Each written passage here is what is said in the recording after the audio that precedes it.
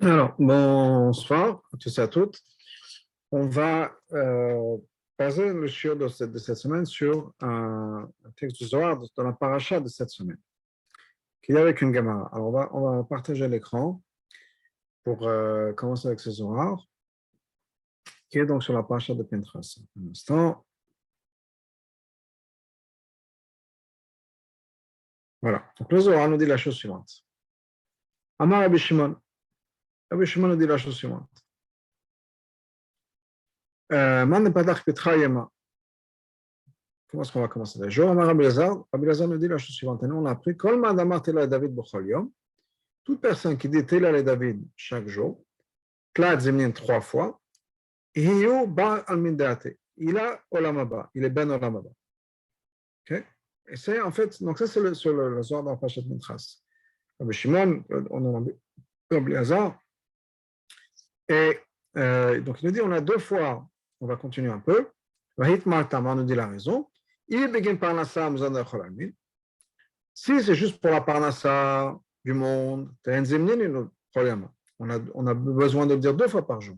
Petzafra, Befania, le matin et l'après-midi, vers la fin de l'après-midi. Comme c'est marqué dans le passouk, Hachem nous donne le pain, nous donne à manger le matin et le soir.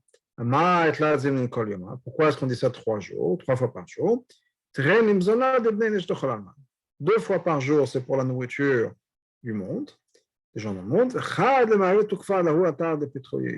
Et ça, la 3e fois, c'est pour donner une force, la à cet endroit-là, des petits roues qui ouvrent la main, si on peut dire.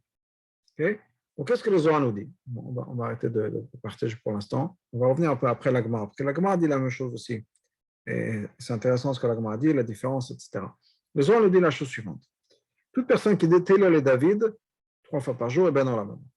Alors, c'est quoi Télé David? D'abord, Télé le David, c'est ce que nous connaissons sous le nom de Ashrei Yoshua Betecha.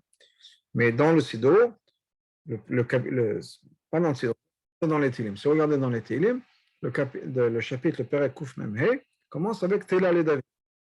On rajoute d'autres psukim avant, un peu après, mais donc c'est ce passouk-là, donc Télé le David. Donc, personne qui dit 3 fois par jour ce chapitre, ce Perek Ashrei, donc ce qu'on appelle en Ashrei, pour nous ça va ensemble, Ashrei, il est ben dans la mort. Le Zohar nous dit pourquoi 3 fois? Il dit parce que 2 fois c'est pour la nourriture.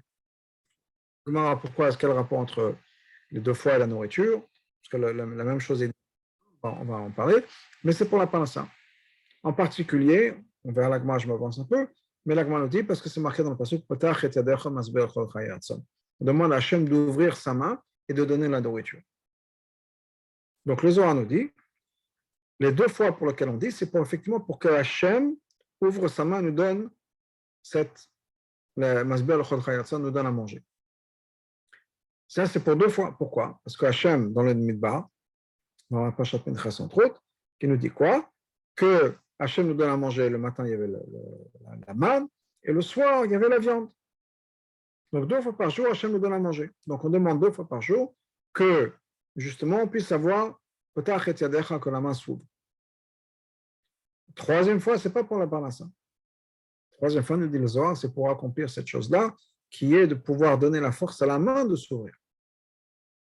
Qui est, on va causer, on va voir ça plus tard dans le Tzemach Tzedek, on va mettre en place cette itaouta d'Ilela, si on peut dire, ce que Hachem nous fait, ce qu'Hachem cause, qui est de faire venir la nourriture. Donc ça, c'est le Zohar. On va passer à l'Agmara, qui parle de la même chose. C'est une Gemara dans Brachot, où on a la même idée. L'Agmara dans Brachot nous dit la chose suivante. On va regarder ensemble dans le texte. Ok. Kol Omer, Amar Ravina. Ravina dit la chose suivante. Kol Omer, Télé David b'chol yom shalosh pamim. Toute personne qui va dire Télé David chaque jour, 3 fois par jour. Muftach le shabben olam haba. On lui promet qu'il a olam haba. Ma'itama, c'est quoi la raison? Il est si tu me dis Mishum da'at yaba alef bet, parce que dans Potach et Tzadecha il y a l'alef bet. Je ne sais pas si vous avez fait attention, mais ça commence avec Om Hashem, b'chol yom, Gadol Hashem, Dol Dor Mashecha, etc. Tout ça, ça suit l'alef bet. Il manque juste une lettre, mais sinon qui est le nun, et sinon il y a tout l'Aleph Bet. Dans ce cas-là, on peut dire le capitel, le Perek, Koufiotet. Il y a tout l'Aleph Bet, non seulement il y a tout l'Aleph Bet, mais il y a 8 fois l'Aleph Bet. Chaque lettre dans le Perek Koufiotet, il y a 8 psukim pour chaque lettre. Ça commence à Shot Mederech avec le Aleph, ensuite le Bet, le Gimel, Stam, à chaque fois il y a 8 psukim. Dans ce cas-là, c'est encore mieux. Si on veut faire l'Aleph Bet. Et là, Mishum Deidbe, Potach et Yadecha. La raison, c'est parce qu'on dit Potach et Yadecha. Nema, qu'on nous dise Halel Agadol. Dans ce cas-là, on peut dire le Halel Agadol. C'est quoi le Halel Agadol? On dit le Hodul Hashem, Kilo Olam Chazdo, c'est le verset, le Perek de Tilim dans lequel il y a tout Kilo Olam Chazdo. Le TB, c'est marqué là-bas. Noten Lechem Lechol Basa. Là, on dit qu'Hachem nous donne la nourriture. Dans ce cas-là, on peut dire ce Halel. Au lieu de dire Ashrei, on dit un autre Perek, Kouflamen Vav, je crois, où on nous dit Hodul Hashem Kitov, Kilo Olam Chazdo, etc. Et il y a entre autres le pasuk Noten Lechem Lechol Basa. Kilo Olam Chazdo, Hachem donne à manger à toute nourriture, à toute chair. Et là, Mishum de Betarte. Parce qu'il y a les deux. C'est Ashrei, donc tel est le David, a les deux avantages. C'est que d'un côté, il y a, ça va en fonction de la bête, et deuxièmement, il y a le pasuk Potach et Yadecha, qui est l'idée de Parnassa. Donc il y a quelque chose de particulier sur ça, l'idée de Potach et Yadecha. Alors, on va revenir un peu en arrière. Donc, on a vu que on dit 3 fois Ashrei par jour. 2 fois, nous dit le Zohar, c'est le minimum pour avoir la Parnassa, si on peut dire. Ça accomplit la Parnassa. Une 3e fois, c'est pour le Ashrei. Regardons Rashi. Rashi nous dit Shalosh Pamim. Keneged Shalosh Tfilot, ça correspond à 3 Tfilot. Shacharit, Mincha, Yarvit. Donc, on dit Ashrei 3 fois. Ça correspond à 3 Tfilot parce que les Tfilot, encore une fois, ça monte vers Hachem, etc. C'est pour demander ce qu'on a besoin de demander à Hachem. Et on a les 3 fois, ça correspond aux 3 Tfilot. Voilà ce que Rashi nous explique sur l'agma. Okay? On a maintenant une explication du père du Rabbi dans l'écouté Lévi Yitzhak. Sur le Zohar nous dit, je vous ai ramené le Zohar, mais avant j'ai pris dans un autre site, le père du Rabbi nous dit la chose suivante. Vehu, les 3 fois on dit Télé David, c'est comme Chagat. Comme Rabbi Pinchas, Rabbi Shimon et Rabbi Elazar. Okay. Ou bien que moi, Gimet Filot, Shavot, Chagat, bien les 3 Tfilot que les Avot ont établi. C'est quoi les 3 Tfilot? C'est Shachait, Mincha, Yarvit. Et ça a été fait par Chagat, c'est-à-dire Chesed, Gvura, Tiferet. Chesed, c'est Abraham qui a établi Shachait. Gvura, c'est Mincha, établi par Yitzhak, et Tiferet, c'est Yaakov. Shnaim Mem Chova. Maintenant, sur les 3 Tfilot, il y a un machloket dans la Gemara. Mais l'halakha a été, et de nos jours, ça a un peu changé, mais on va revenir à l'halakha de base. C'est que quoi? 2 tfilot sont une obligation. Shachar et mincha, on est obligé de prier. De la même manière qu'on a besoin d'avoir donc le maisonnette, la nourriture, 2 fois par jour, le matin et le soir. De la même manière qu'on a les 2 tfilot de mincha et Shachar, Yitzhak et Abraham, ça c'est chov. Bien Pinchas et Rabbi Shimon dans le Zohar. Ça, c'est le basique, le minimum. Une 3e fois, c'est juste la louange de Dieu. D'ailleurs, Tfilat Arvit Reshut. Yaakov comme Arvit qui est un Reshut, qui est facultatif, qui est établi par Yaakov. Qu'est-ce que le père du Rabbi nous explique? Le père du Rabbi nous dit sur le Zohar. Comme Rashi, les 3 tfilot, les 3 fois Ashrei correspondent aux 3 tfilot. Mais là, le père du Rabbi rajoute un élément qu'on n'avait pas dans Rashi, qui est que il y a un parallèle, si on peut dire ici, qui est que quoi? C'est que dans les tfilot, il y en a 2 qui sont une obligation, une 3e qui n'est pas une obligation. Arvit, à la base, ça n'est pas une obligation, c'est reshut. C'est le machloket dans la Gemara. Et juste pour expliquer un petit peu l'idée, c'est qu'on sait que les tfilot correspondent aux korbanot. Dans les korbanot, on en a 2 fois par jour. Le korban tamid, le korban qu'on fait tous les jours, il y a un éveil, un le matin et un l'après-midi. En parallèle à ça, on a Shacharit et Mincha. Le soir, il n'y avait pas de korbanot. Qu'est-ce qui se passait? il y avait Ekter Chalavim Vevarim. On brûlait les restes. On a une marloquette maintenant dans la Gemara. Est-ce que l'Arvit, on est car il n'y avait pas de Korban, soit est-ce que la prière de Arvit, c'est quelque chose qui est une obligation, c'est quelque chose qui est facultatif. Le psak dans la halakha, c'est que Arvit, c'est facultatif. On va voir, j'ai une référence un peu plus tard dans le Morazaken. On va sauter à ça. Nous dit le Morazaken, Tfilat Arvit Reshut. Arvit, c'est facultatif. Même si de nos jours, le peuple juif a accepté que Arvit soit une obligation, mais comme malgré tout, les femmes n'ont pas accepté ça, et la majeure partie des femmes ne font pas Arvit Motzei Shabbat. En tout cas, ça c'est dans le point, mais la halakha elle est quoi? Et je reviens à ce point qui est intéressant, qui est que Arvit, à la base c'est Reshut, c'est facultatif, c'est comme ça que c'est la halakha. De nos jours, nous dit la Morazaken, de nos jours, c'est des Rishonim au moins, c'est avant, on a considéré qu'Arvit c'est une obligation. Pas mitzvah de chiyuv de tefila, c'est une mitzvah de minag, on a dit ça. Donc, en tout cas, qu'est-ce qui se passe? C'est que le père du rabbi nous dit, il y a un parallèle entre les tfilotes et Ashrei. On a deux tfilotes qui sont obligatoires, on a besoin de dire deux tfilotes, deux fois Ashrei, de manière obligatoire. On a une troisième tfila qui n'est pas obligatoire, et bien on a Ashrei la troisième fois, qui est un shevach, une louange d'Hachem, qui n'est pas quelque chose qu'on est obligé, parce que la parnassa ne dépend pas de ça, c'est quelque chose qui est optionnel, et c'est donc ça nous donne accès au Olam. Donc, pour l'instant, c'est clair. On a un commentaire du Tzemach Tzedek. Il y a un commentaire du Tzemach Tzedek sur le Teilim, qui s'appelle Yael Or. Le Tzemach Tzedek ramène la chose suivante. Le Zohar, Gimel Pamim, pourquoi est-ce qu'on fait Ashrei 3 fois? Le Chaber Teilat, même les Zohar, on vient lier Malchut à Zohar.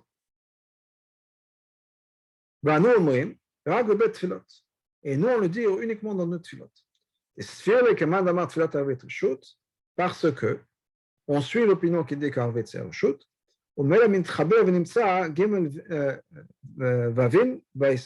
et ça se fait tout ça. Okay?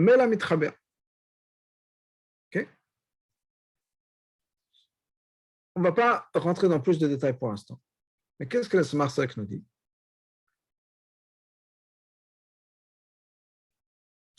C'est quoi, on va continuer un peu.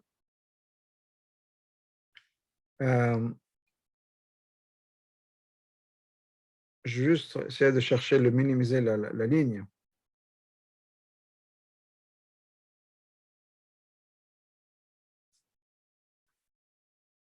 Okay, la ligne importante. OK. Donc, Tzemach Tzedek dit la chose suivante. Si Arvit c'est Reshut,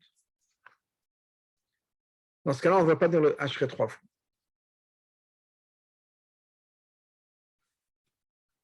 Donc, nous disons à Tzemach Tzedek,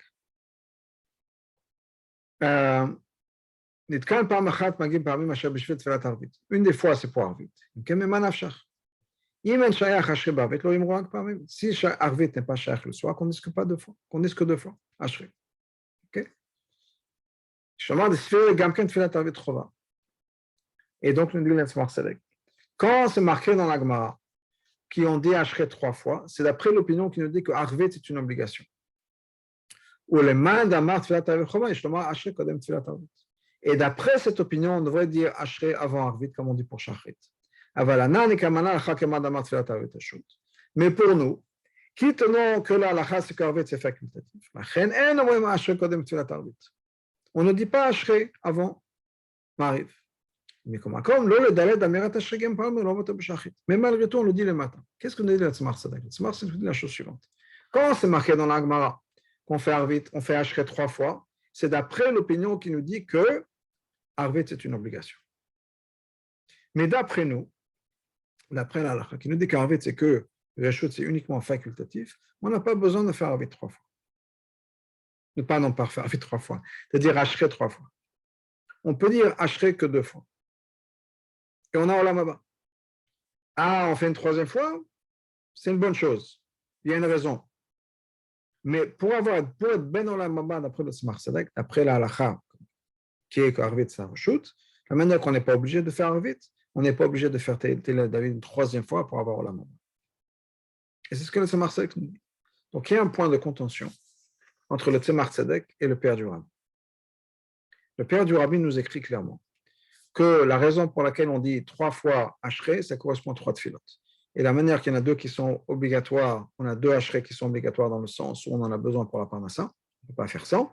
Et le troisième, c'est facultatif, ça nous amène au Olam. La manière qu'on a 2 tfilotes qui sont obligatoires, un troisième qui est facultatif, c'est Reshut, c'est Arvit. Et ça suit cette opinion, dit le père du Rabbi. Donc, d'après le père du Rabbi, 3 fois Ashrei, c'est même d'après l'opinion qui dit qu'Arvit, c'est Reshut. Donc, on est 3 fois Ashrei, ça correspond à 3 tfilotes. Qui est d'ailleurs la raison pour laquelle nous, dans la journée, on dit 3 fois Ashrei. On a dit une fois avant, on est pendant le psuké des Imois, avant la tfila, une autre fois après l'Amida, et une troisième fois par Mincha. Au lieu de dire une fois le Shacharit, une fois Mincha, une fois Arvit, on dit pas Arvit, on va en faire 2 fois Shacharit. Et d'après le Tzemar Tzedek, à la base, on ne va dire que 2 fois Ashrei. On va être Ben Olam Haba, ça suffit de dire Ashrei 2 fois. Pas besoin de faire plus que ça. Et pour comprendre que la différence, le Rabbi nous explique la chose suivante. Et premièrement, il faut établir une chose. Il y a une différence ici entre la Gemara et le Zohar. Revenons à ce que le Zohar nous avait dit. Pourquoi est-ce qu'on dit une troisième fois? C'est 2 fois, c'est pour avoir à manger. Ça ouvre, si on peut dire, ça ouvre pas, mais ça canalise la hashpa qui a d'Hachem. Très bien. La troisième fois, c'est pourquoi? C'est pour pouvoir créer, donner la force à la main de s'ouvrir. Prendre des mots différents. D'après le père du Rabbi, il y a 2 choses qui se passent. D'après le Zohar, il y a 2 choses qui se passent. Prenons l'exemple de l'eau. Je veux créer un canal d'eau. Qu'est-ce que je fais? Je vais créer un sillon. Je vais creuser dans la terre. Et l'eau va être canalisée dans une direction particulière. Ça, je peux faire. Mais maintenant, j'ai besoin d'avoir quelque chose d'encore plus fort, qui est de faire en sorte que l'eau arrive. Pas que je dirige l'eau, mais qu'il y ait de l'eau. Et ça, c'est le rôle du Ashrei, du troisième Ashrei. Les 2 Ashrei, c'est pour en faire en sorte que l'eau arrive dans la direction que je veux qu'elle arrive.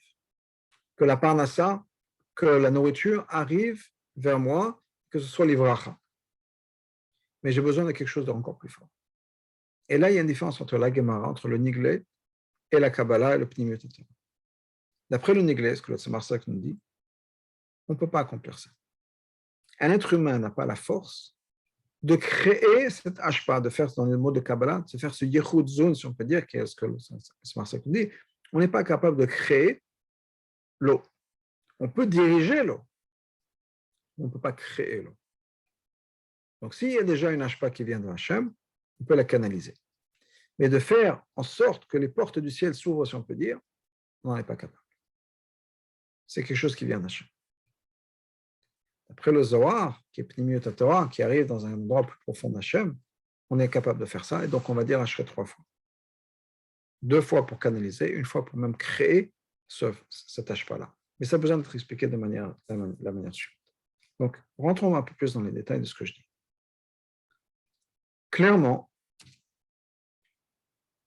cette troisième fois, ou bien créer une hashpa, créer une influence divine, ce n'est pas quelque chose qu'on peut faire. On ne peut pas remplacer Hachem. Quand Hachem nous donne quelque chose, on peut faire en sorte que ce soit les brachas. Par exemple, il y a un exemple dans l'Halakha. Il y a un din dans la Tfila. Une Mishnah qui nous dit Maskirin Gvod Geshamim. On mentionne dans la Mida le fait qu'Hachem fait pleuvoir. La pluie est quelque chose qui dépend de la vedette d'une personne. La pluie peut s'arrêter, la pluie dépend du mérite de la personne. On a toute une Gemara Tanit et d'Halachot Tanit où on nous parle de combien d'histoires de tzadikim qui, quand il n'y avait pas de pluie, ils ont prié. Bien dans le cadre de Shema Yochai, il a dit un moment de Torah, il n'y a plus venu. Ça dépend de la vedette d'une personne. Quand on se comporte d'une certaine manière, il y a de la pluie, sinon des fois non, on peut prier pour la pluie. La pluie dépend de la voda d'une personne. Par contre, la rosée ne s'arrête jamais, et la rosée, c'est quelque chose qui vient d'en haut. Et là, halakha est qu'à la base, on n'est pas obligé de mentionner la rosée dans l'amida, parce que c'est quelque chose qui nous dépasse, ce n'est pas quelque chose qui dépend de nous. À la base, dans l'été, on peut ne pas dire moridatal. L'Admour Zaken l'a mis dans le Sido. Il y a des nuskha dans lesquels on ne dit pas moridatal pendant l'été. On ne dit rien. D'ailleurs, la halakha, comme l'Admour Zaken dit, que si quelqu'un pendant l'été n'a rien dit, il est yotze de l'amida. S'il a dit Masheva Chomoed Dageshem, il faut qu'il recommence, parce qu'on a dit quelque chose de pas bien. De demander la pluie pendant l'été, ce n'est pas quelque chose qui est bien en Israël. Mais de rien dire, ça passe. Parce qu'encore une fois, cette pas, c'est quelque chose qui vient d'en haut. Et ce n'est pas quelque chose qu'on peut créer, qu'on peut développer. Je donne un autre exemple. Quand il s'agit de Shavuot, la Torah nous dit Tisperu Chamishim Yom, il faut compter 50 jours. Vous le savez certainement, on compte que 49 jours du Homer, pas 50. Pourquoi? Parce que le 50e jour, c'est quelque chose qui est très élevé, qui est très haut, c'est Shar Chamishim, c'est quelque chose que même Moshe Rabbeinu lui-même n'a pas eu accès pendant sa vie. Quand il a demandé à ce qu'Hachem se révèle à lui, il y a Nun Shar et Bina, 50 portes de connaissance, et Moshe Rabbeinu n'a eu accès qu'à 49 jusqu'au jour où il est décédé. D'ailleurs, c'est pour ça qu'on dit que Moshe Rabbeinu est monté et enterré sur Har Nevo, et on nous dit que Har Nevo, c'est quoi? C'est Nun Bo. C'est le jour où Moshe a eu accès à cette Shar Nun, cette 50e porte. Pour revenir à Shavuot, Shavuot, c'est le moment où Hachem nous donne accès à cette Shar Nun, à nos niveaux, mais on ne peut compter que 49 jours, parce que 50, ça nous dépasse. Alors, qu'est-ce qu'on peut faire? Ce qu'on peut faire, c'est préparer le terrain. Et quand on prépare le terrain, les choses se passent. Je vous ai donné l'exemple tout à l'heure de l'eau, du canal. On peut creuser un canal. Qu'il y ait de l'eau ou pas, ça dépend d'Hachem. Moi, je fais le kéli, si on peut dire. Je prépare le terrain. En préparant le terrain, ça me donne accès, quand l'Hashpa vient d'Hachem, quand Hachem nous donne la bracha qui est l'eau va partir dans la bonne direction. Comme on dit dans la Mina, veten bracha, en sens que parnassa qui vient soit une bracha. Mais ce n'est pas quelque chose que je peux accomplir de par moi-même. Revenons à Ashrei la parnassa. Et non seulement la parnassa, effectivement, ça peut partir d'une hérisson à une autre. On a besoin de dire le pasuk potach et adech masber chol chay ratzon, que Hachem donne, que quand il nous donne ce sabchol chay ratzon avec sa volonté. Ou bien qu'on parle de la parnassa, dans l'année de bracha, barech alenu, on dit veten bracha, ou bien veten tarmatali bracha. On demande que la bénédiction qu'on reçoit, ce soit quelque chose qui est pour une bracha. Le Rabbi mentionnait souvent cette idée que la parnassa parte pour des bonnes choses. Pas que l'argent qu'on ait parte à aller chez le docteur ou à payer des contraventions. Et pour payer des smachot, pour payer des choses heureuses, pour payer la scolarité des enfants, pour se payer des bonnes choses. Donc, ça, on peut faire. On peut faire une sorte d'une certaine manière que quand la bracha arrive, on va diriger la bracha. On peut. Mais il y a certaines choses sur lesquelles on n'a pas contrôle. De créer la paracha, si on peut dire, ce n'est pas quelque chose qu'on peut contrôler. Donc, d'après la halakha, d'après la Gemara, qui nous dit la troisième fois de Petach et Tzadek, on n'a pas besoin. C'est complètement hors de nous. Et quand quelque chose est complètement hors de notre portée, ben la Torah nous dit, on ne va pas vous en obliger. Et ça, c'est un point important. C'est une parenthèse très importante à comprendre. Il y a certaines choses dans la Torah qui sont des obligations. Il y a certaines choses dans la Torah qui ne sont pas des obligations. On va appeler reshut. Comme par exemple au niveau basique, la tefila de Harvit, qui est un reshut. Pourquoi c'est des choses qui sont une obligation, des choses qui ne sont pas une obligation? Quelque chose qui est une obligation dans la Torah, c'est quelque chose qui veut dire que quoi? On a la capacité de le faire, donc on attend de nous de le faire. Ça va accomplir quelque chose qu'on peut faire. Par exemple, Shachrit et Mitra vont accomplir quelque chose, et c'est quelque chose qui est dans nos mains. Et donc c'est une obligation. Si on peut le faire, pourquoi est-ce que tu ne vas pas le faire? Quand quelque chose est un reshut, ça veut dire que quoi? C'est quelque chose qui est au-delà de moi. Ce n'est pas quelque chose auquel j'ai accès. C'est un principe fondamental à tellement de niveaux. Je donne un autre exemple de cette même idée-là. Il y a Mamar du Rabbi, Veishlach Yoshua, le Rabbi parle là-bas de qu'est-ce qu'on est, de la différence entre comment on sert Hachem avec nos levushim, les vêtements de l'âme, qui sont la pensée, la parole et l'action, marshava dibur masé, bien une transformation profonde de la personne. Dans Tanya, il nous dit qu'il fait la différence entre le tzaddik et le benoni. Et le benoni, c'est quelqu'un qui est en contrôle de lui-même, au moins au niveau des levushim, de marshava dibur masé. Et ça, c'est quelque chose, nous dit le rabbi dans le Tanya, le Moazaken, c'est quelque chose qui est à la portée de toutes, que la médat à benoni, c'est médat kol adam. N'importe quelle personne peut devenir un benoni, et donc n'importe quelle personne est obligée de devenir un benoni. Parce que qu'est-ce que ça demande d'être un benoni? Un benoni, comme c'est marqué dans le Tanya, c'est un contrôle de ses pensées, de ses paroles et de ses actions. Et ça, c'est quelque chose sur lequel on est tous capables de le faire, et donc nous avons l'obligation de le faire. Pour mentionner un mot que j'ai entendu au nom de Rav Nissan Emanov, quelqu'un a dit que Rav Nissan c'était considéré comme un benoni du Tanya, quelqu'un une fois été le voir, lui demandant comment est-ce qu'on peut faire ça? Comment est-ce qu'on atteint ce niveau d'être un benoni du Tanya? Rav Nissan dit, mais je ne comprends pas le problème. Est-ce que tu es capable pendant quelques secondes de ne pas faire de bêtises, de ne pas faire quelque chose, de ne pas faire une avéra? 30 secondes. Est-ce qu'on est capable pendant 30 secondes de ne pas faire de avéra? La personne lui a répondu, oui, bien sûr. Très bien. Est-ce que tu es capable pendant 30 secondes de ne pas dire de bêtises, dire des choses interdites? Il dit, oui, bien sûr. Okay. Et est-ce que tu es capable pendant 30 secondes de ne pas penser des choses interdites?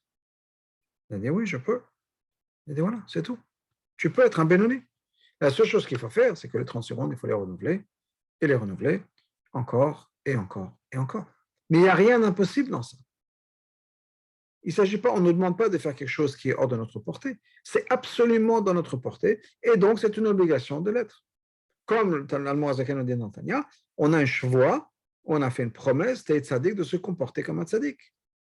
C'est de quoi se comporter comme un tzaddik, de ne pas faire d'avéro, de ne pas dire des choses interdites, de ne pas penser des choses interdites. Si on peut le faire pendant 30 secondes, on peut le faire pendant 30 ans, on peut le faire pendant 100 ans. Il n'y a rien qui est au-delà de notre capacité. Par contre, se transformer. Transformer son caractère, transformer les choses qu'on aime. Ce n'est pas quelque chose qui est facile. Ce n'est pas quelque chose qui est peut-être possible pour tout le monde. Ou bien dans les mots du Allemand Zaken, de devenir un tzaddik. J'aime certaines choses. Est-ce que je peux dire que j'aime la Torah étudier toute la journée?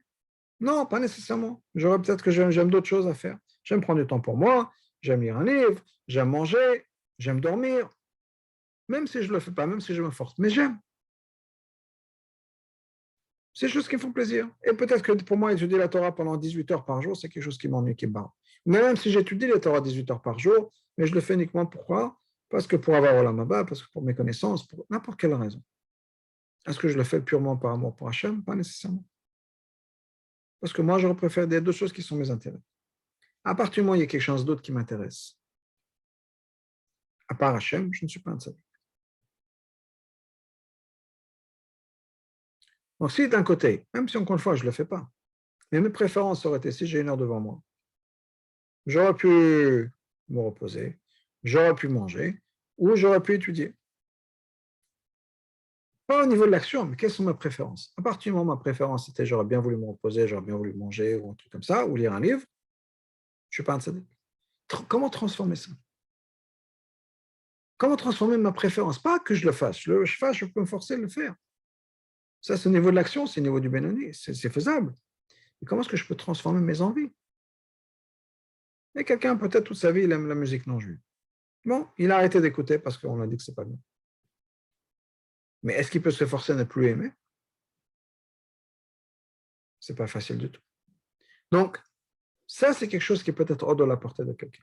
Et donc, nous dit la mort Zaken Nathané, c'est pas quelque chose qui donne à tout le monde. Et donc, c'est pas obligatoire. Pour revenir au maman du rabbi dans le Vaishlach Yeshua, le rabbi nous dit, c'est pour ça que prendre le contrôle de ses levoshim, c'est une obligation.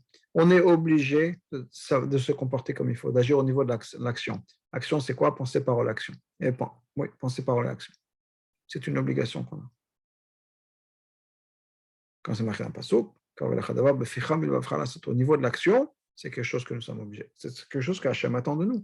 Mais pas parce que c'est moins important, parce que c'est obligatoire, c'est parce que c'est quelque chose qui est portable, qui est faisable, et c'est la chose la plus importante. Et donc, nous avons une obligation de le faire. Après, il y a des choses qui sont peut-être moins importantes, comment de se transformer. Ça, ce n'est pas donné à tout le monde, et donc ce n'est pas obligatoire. Il y a la même chose par rapport à Arvit, Keroshut, ou d'autres choses. Quand la Gemara nous dit qu'Arvit, c'est Reshut, ça veut dire que quoi? Arvit, ça accomplit des choses qui sont en nous. Ce n'est pas donné à tout le monde. Et peut-être c'est donné à personne. Je n'ai pas accès. Et donc là, on dit, c'est pas grave, tu n'as pas accès, c'est pas grave. Pas obligé, il n'y a pas d'obligation de le faire. Personne n'attend de toi que tu fasses Arvit. Au mieux, tu peux créer l'environnement, si on peut dire, c'est une chaude possibilité de le faire, pour tes volontés. Mais on n'attend pas de ça. La coutume de nos jours, c'est qu'Arvit, c'est devenu une obligation. Ça veut dire que certainement, quelque part, on peut accomplir ça. La même chose pour se hacher 3 fois. Si on nous dit que c'est une obligation, ça veut dire qu'on peut l'accomplir. Parce qu'effectivement, d'après la Kabbalah, d'après Pnimut Torah, d'après ce regard profond des choses, on a, nous, en tant que juifs, cette capacité de pouvoir déclencher la bracha d'Hashem. Peut-être pas directement, mais au moins on peut préparer le terrain. Au moins on peut dire, voilà, je mets tout en place pour que ça se passe.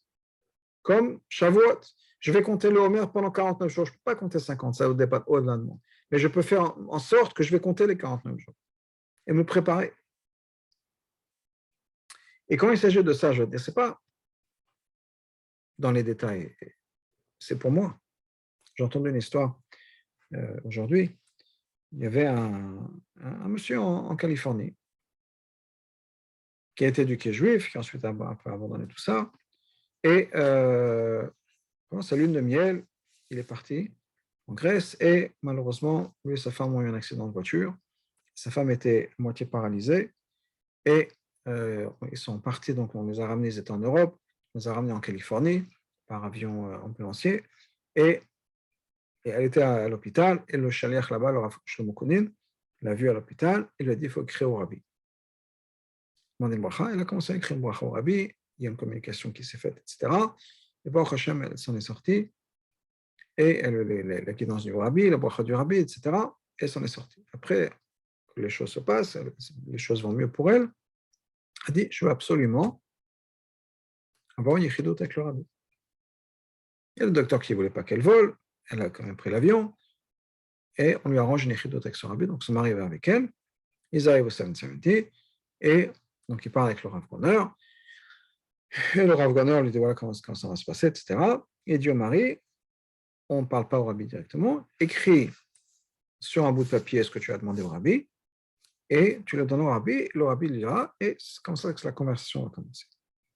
Et ce monsieur dit au Rav Goner, il dit écoutez, je veux être très clair, très franc, moi je suis là, ça ne m'intéresse pas toute cette histoire de rabbi, machin, c'est pas pour moi, je suis là, ma femme insistait, je suis venu juste pour être avec ma femme. Franchement, personnellement, je me mets au fond de la pièce, je me mets dans le coin et je laisse ma femme et le rabbi parler. C'est vraiment, je suis là pour elle. Je ne suis pas du tout rien pour moi.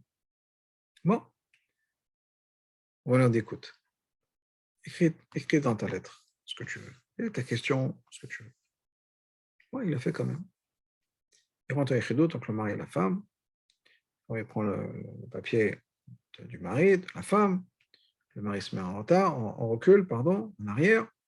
Le rabbi commence à parler avec la femme, ils échangent, puis à un moment, il se tourne vers le mari et regarde sa question.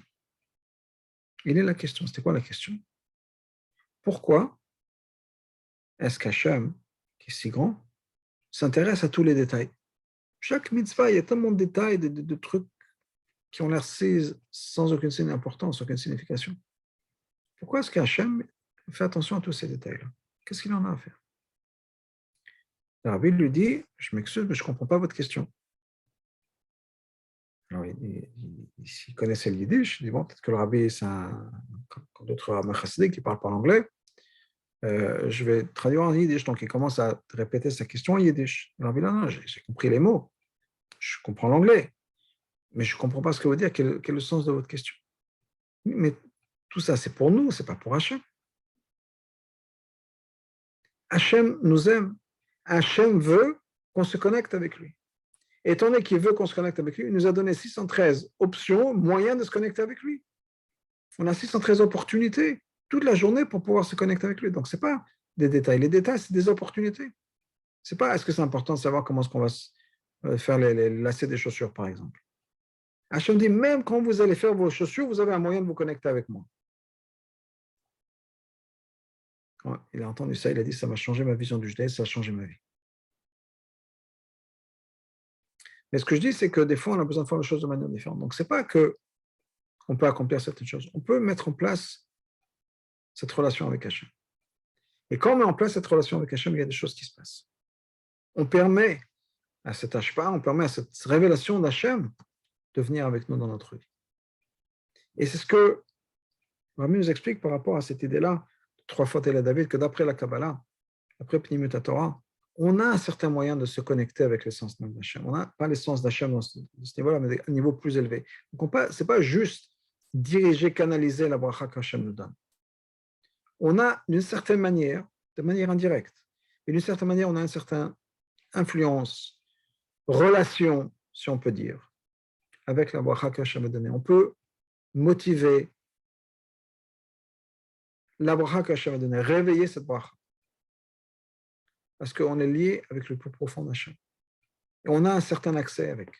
Alors bien sûr, ça ne veut pas dire que son pouvoir, on peut pousser les boutons si on peut dire d'Hachem et on accomplit des choses. Ça dépend d'Hachem. Mais on a un certain degré d'influence qui fait que quand on fait les choses comme elles se doivent, on peut déclencher quelque chose. On peut avoir ce retour. Et c'est pour ça qu'on dit Hachem 3 fois. Même si une fois, c'est pour arriver de Kain Reshut, au bout du compte, on fait Hachem 3 fois. Pourquoi? Parce qu'on a comme cette capacité, on est lié avec Hachem, on a comme cette capacité de pouvoir nous connecter avec Hachem, de pouvoir mettre en place ce processus. Alors bien sûr, on ne fait pas Arvit le soir, comme vous savez. Hachem, comme je l'ai dit, c'est qu'on fait Hachem 2 fois le matin, 1 fois le Mincha. Pourquoi est-ce qu'on fait ça comme ça? Parce qu'Arvit, comme le Marcel nous explique, ce n'est pas le moment de faire le Teilim, ce n'est pas le moment de faire Teilel de David, Hachem, ce n'est pas le moment de la Parnassa. Donc on fait Shachrit. Et même Shachrit, on le fait avant l'Amida. Alors que normalement, on n'est pas censé demander nos choses à nous, la Parnassa à nous, avant qu'on les demande de faire l'Amida, on parle à Hachem. Parce que la première fois, c'est encore la continuation d'Arvit. Il y a des choses comme ça qui continuent. Je ne sais pas si c'est la même chose. Là, je m'avance beaucoup.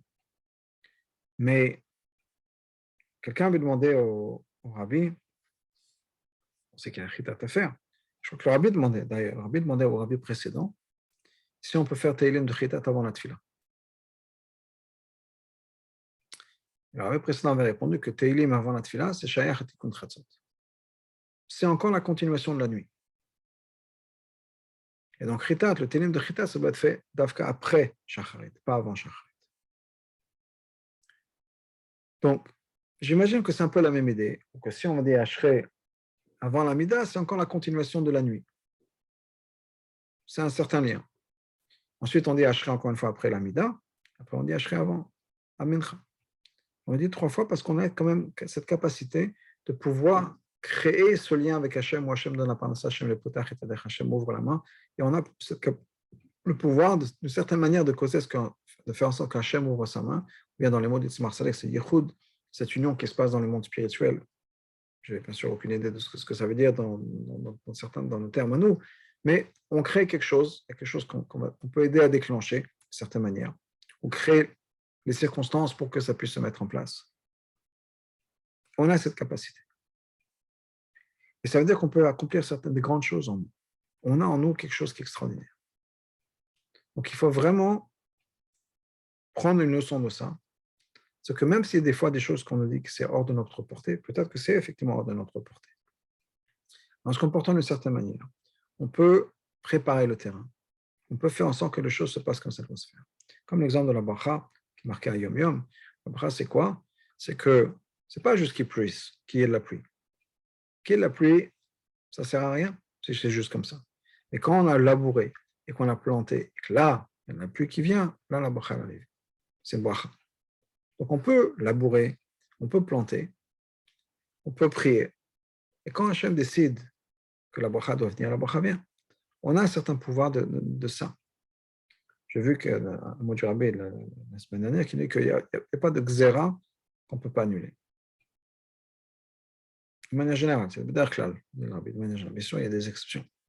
De manière générale, on a le pouvoir d'avoir certaines influences. Donc, profitant de ça, on est maintenant dans les 3 semaines, c'est le moment où on doit demander la Géoula, qu'on puisse se servir de notre pouvoir que nous avons de Tfila pour demander à Hachem de nous envoyer la Géoula et Mashiach. On a besoin d'Hachem, que ce soit une période qui va se transformer en une période de joie, et que très très bientôt, déjà Tisha B'Av, on puisse célébrer, et je dis bien célébrer, Tisha B'Av. Quoi qu'il arrive, Tisha B'Av, c'est un Shabbat, donc on va célébrer, mais que le dimanche d'après, c'est une célébration qui soit encore plus grande, parce que ce sera la célébration avec le Beth Amikdash et avec Mashiach, et on espère que ce sera vraiment le plus grand jour de joie possible.